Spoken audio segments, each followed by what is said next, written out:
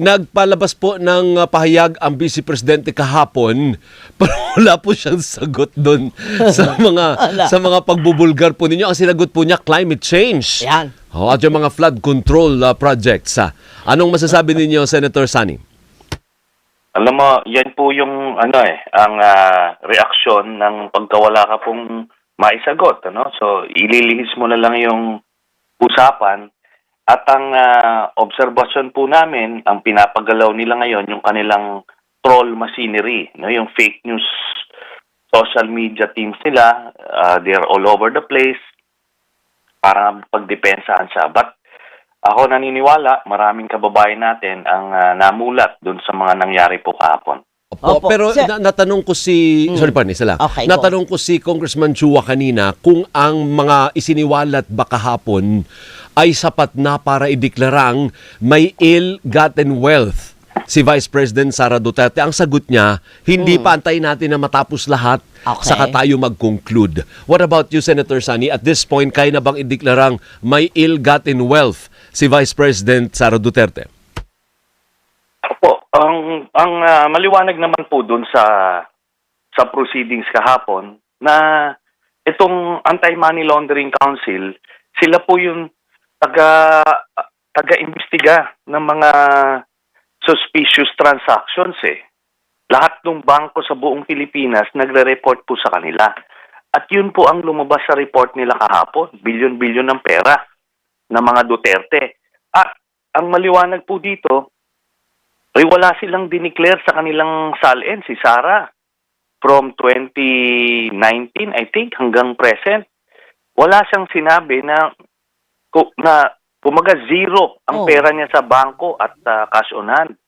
Kaya maliwanag po yan. I think si Congressman Chua naman ay hinahayaan lang niya muna na matapos bago sila magdi-deliberate. Pero siya nga kahapon yung nagbigay ng statement na maliwanag na ito. Opo.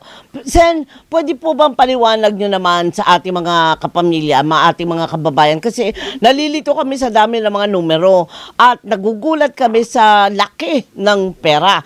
Pero sinasabi na wala siyang cash on hand. Teka lang, ano ibig sabihin?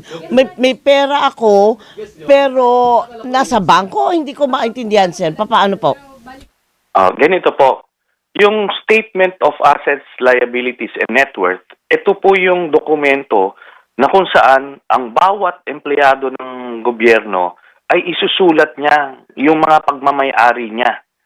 Ito yung instrumento para malaman natin kung sino yung nagnanakaw or kung hindi mo dinideklara, kung sino yung hindi nagdedeklara ng tunay na yaman niya. So, yan yung instrumentong pinagbabatayan po natin. Opo. Tapos, yun po, dun sa kesal ni Sara, simula ho 2019, wala siyang nilalagay na pera niya sa bangko o cash on hand. Pero dito sa AMLAC, ito na yung instrumento ng gobyerno na tagapangasiwa o tanggapan ng lahat ng mga deposito o withdrawals above 500,000, lumalabas 6.7 billion pesos ang nakita doon. Ngayon, doon naman ho sa aking presenta kahapon, doon sa mga dokumentong na kalap ko noong 2016 pa, lumalabas doon 2.4 billion pesos ang pera ni Sara at ni Digong, yung sa joint bank accounts nila. At yun nga, kinumpirma yun ng AMLAC. 18 random accounts ang pina-confirm sa AMLAC na confirm. So, kumbaga, lumalabas dito na nagsisinungaling. Si Sara Duterte, hindi siya nagdedeklara sa SALN niya, impeachable offense yun, at meron siyang ill-gotten wealth na impeachable offense din. Tapos yung isa ko pang ni-report na at least 180 million pesos na nakuha ng Duterte family ay galing sa isang drug lord. That's another impeachable offense. Yun po yun. At saka salamat po, Sen. yung hindi lang si Vice President Sara, based dun sa mga testimonya kahapon, Ang dami rin pala nakinabang na miyembro ng pamilya Duterte, Senator Sila-sila Sani. buong pamilya. Pati yung common law wife and yung daughter kasali rin. Ang hindi lang Oh my kasali, goodness. yung legal wife. Ayaw si nga, wala. Elizabeth. Oo nga, no? Oo. Hindi kasali Opo. yung legal wife, Senator Sani, ano? Yes, wala po yung yung kanilang nanay. So dito po lumalabas, ano po yan cheque po yan. Kaya nga maliwanag ito, hindi nila to ikakaila kasi cheque na manager's check na yan, for example, kay Baste 10 million mahigit. Nakapangalan sa kanya. Yun po ang nagbigay, drug lord. Tapos ito kay Sara, 7.4 million, 2 beses habang mayor siya. 2011 to 2013 po yan. Yan lang yun po yung may cheque na maliwanag kung nagaling dun sa drug lord. Pero, ang aking conclusion, doon po sa 2.4 billion pesos na pumasok, kasi makikita nyo yung mga panahon kung kailan sila nagde-deposito, every 6 months po 6 months or 7 months. Oo. Marso o Abril, tapos October, nag-i-issue ng cheque. Pero nung hindi na sila nagche-cheque, siguro na-realize sila na may paper trail yan. Pero sa deposito, ganun din. Marso o Abril, tapos October, pumapasok. So yun po ang conclusion na itong account na ito yung galing sa drug lord. Paano yun, Senator? Ang sabi nung iba naman, these are the years na hindi pa Vice President si Sara Duterte. Do you think may problema tayo doon na ang mga patunay ay nangyari bago pa man siya maging pangalawang pangulo? Mayor yata siya nun. Yeah.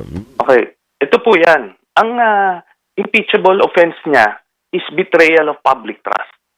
Kumaga parang sa isang relationship, di ba? Kahit hindi pa kayo mag-asawa ngayon. Pero kung nalaman mo na pumatay pala o nanggahasa yung mister mo nung before kayo nag-asawa, mababasag pa rin yung tiwala. Lalo na, ang public official is public trust Di ba? Tapos ito po yan.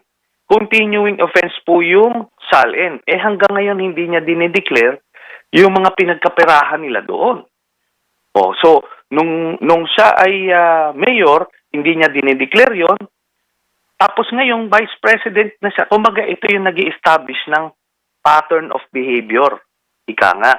So, yun po ang nais natin ma-establish. Sa betrayal of public trust, pasok po yun kahit hindi pa siya vice president tong panahon po Tama. niya. Pero ito po, na-establish po yung modus operandi.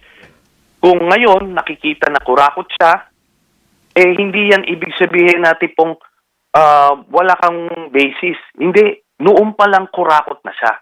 So yan po yan. Opo. Pero sabi ko nga po kay Alvin Sen, sabi tayo ng sabi na itong Sami Uy na nagbigay ng limpak-limpak na salapi sa buong pamilya Duterte. Sabi nyo, drug lord. Meron na bang patunay na convict na ba siya na siya ay isang drug lord? Baka naman mabait lang sa pamilya Duterte. Santa Claus, ikaw ba yan? Santa Claus lang.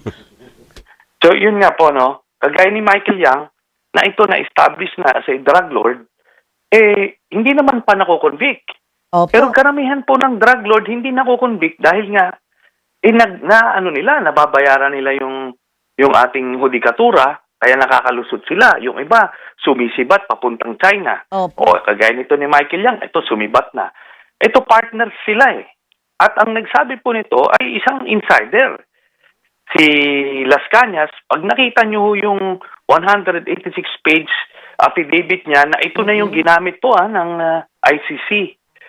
Ang conclusion po ng ICC na talagang yung war on drugs ni Duterte ay kumbaga panglin lang sa taong bayan para patayin nila yung mga karibal nila. Ganun po ang nangyari. At ang star witness nila ay si Las Cañas. So yun po yun. Ang na yan, kumbaga talagang dumaan na sa isang linggong yung interrogation or hindi interrogation, kundi cross-examination. Cross-examination, yeah. Yung Tama. pinagdaanan po nila sa kanya. Opo. So, yun po yun. Bago kami magpaalam Senator Sani, hingi na rin po kami ng reaksyon kasi noong umaga ang starring yung anak Vice President Sara Duterte, yung starring nung hapon, yung tatay. Tatay naman. Yung dating presidente. Double whammy. Oo, na ngayon ay talo din sa ICC. ICC. Ano reaction po ninyo sa naging desisyon ng ICC, Senator Sani? Well, hindi na po tayo nagugulat kasi pang-apat na beses na ho nilang challenge yung jurisdiction, palagi ho silang natatalo. Pero ngayon ho, yung kahapon na ruling, natuldo ka na, tapos na. Hindi na naulit nila pwedeng ma-challenge pa yung jurisdiction. Opo. Pero ngayon, itong mga darating na araw ho, no? Within the week, baka lumabas naman na yung confirmation of charges. Yun ho, mabigat. Ibig sabihin nun, pag lumabas yun, ay magtutuloy-tuloy na yung trial ni Duterte. Siguro mga late this year yun, September, October. So, yan po ang antabayanan natin kasi mas mabigat po yan na magiging balita na ICC.